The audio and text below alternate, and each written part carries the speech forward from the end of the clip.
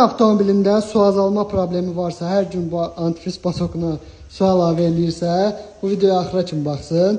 Deməli, bu aralar avtomobillərdə olan qlobal bir problem var. Sizə indi onu izah edəcəm. Baxın, avtomobilin bu hissəsində turbo yerləşir. Turbo da budur. Turbonda 2 ədəd, baxın, su şlankı olur. Hal-hazırda bax, bunları yenisi ilə əvəz eləmişik, gördüyünüz kimi. Bax, bunlar indi ikisi də təzəsidir. Bax, köhnəsi budur.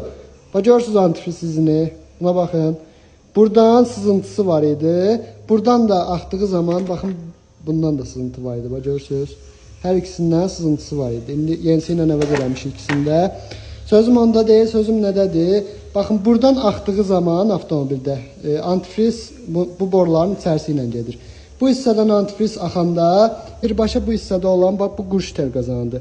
Bunun üzərinə axıdır. Buradan da tüstü şəklində yoxa çıxıb gedir. Yəni yerə tökülmür bir sözlə. Şiddətli şəkildə axıdanda onda yerə tökülür. Belə cüzi sızıntı verəndə yerə tökülmür. Onun üzərinə tökülür. Oradan da tüstü şəklində çıxır gedir. Yəni antifrizin azalmasının səbəblərindən biri də budur.